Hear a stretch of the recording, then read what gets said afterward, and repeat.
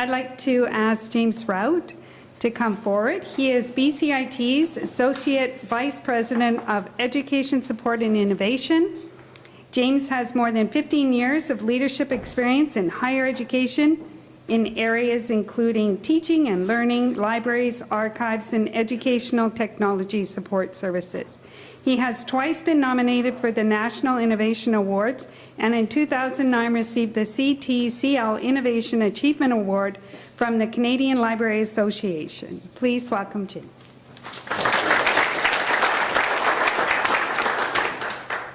Thank you very much. First, I'd just like to say it's a real pleasure to be here. Thank you for inviting me.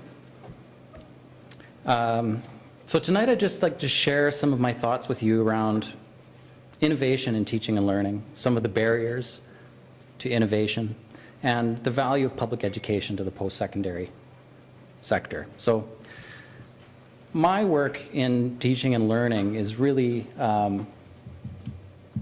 it's really at the pointy end of those arrows there at the bottom in post-secondary. And I'll talk a little bit about that in a minute, but I want to go off script a little bit to begin with, take you back about 45 years.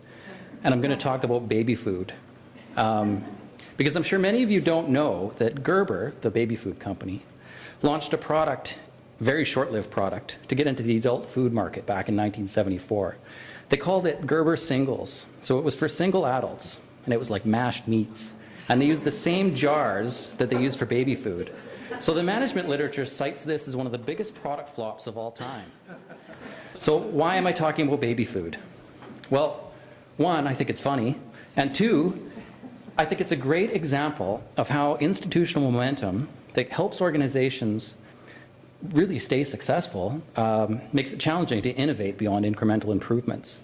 So schools and educational systems are no different. So at that same time in 1974, Seymour Papert, one of my heroes in education, was pushing back against institutional barriers and systemic barriers to change education. He's often regarded as the grandfather of the makerspace movement. He railed against the dominant instructionist paradigm with teachers lecturing row after row of students.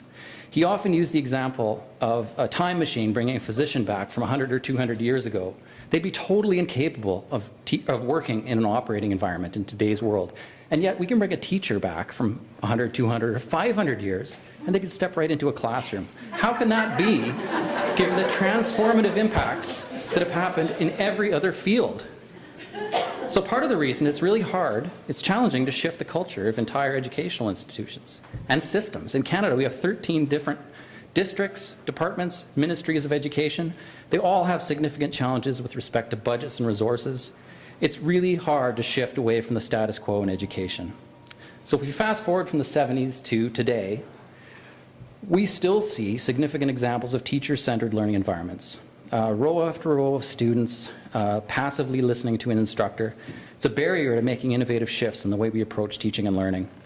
So I do take heart in the changes that are afoot in K-12 education here in BC. With the transition to new core curriculum, competency-based models, shifting towards learning by doing, more engaging and authentic real-world contexts.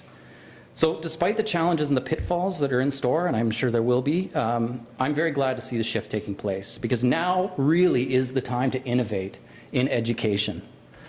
We need to build the core competencies for our students to excel as lifelong learners. And I have to say, this is a fascinating time to be an educator. It really is. We're on the verge of a tremendous amount of change that's coming our way. We need to be ready to prepare our students so they can navigate the world they're going to inherit. So as many of you are aware, and as James said earlier, we're entering what has often been referred to as the fourth industrial revolution, involving the automation of many of the jobs that are presently done by humans. Some forecasts suggest that almost 50%, or half of all jobs, will be threatened with obsolescence over the next few decades due to the impact of automation and artificial intelligence. This change is different from the automation that took place in the mid-20th century, which really affected manufacturing and industrial production.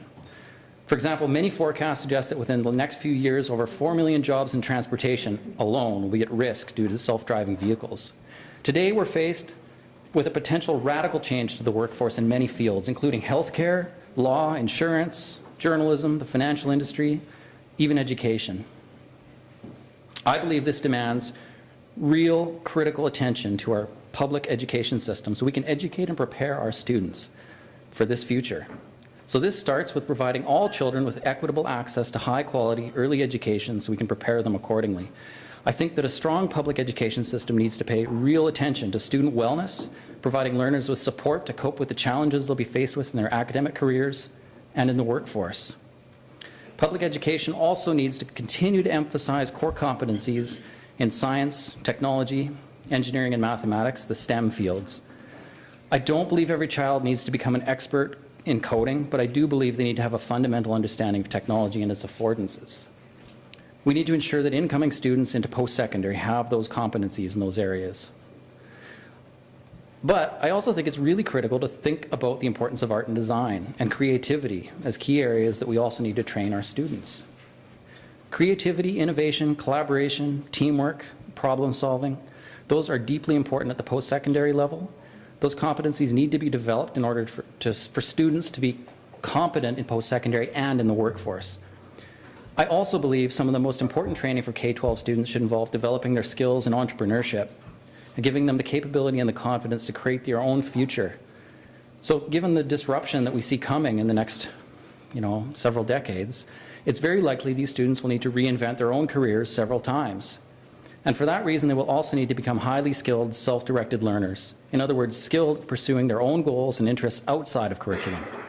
So I believe the value of school libraries and librarians can't be overstated here. Students need to learn how to teach themselves and how to navigate an increasingly complex universe of information. Digital literacy and information literacy scores are at the core of teaching our students to differentiate between valid, authoritative information and alternative facts. So I hope we can continue to educate our students to think critically, participate in their communities, build new enterprises, and even vote wisely. So thank you very much.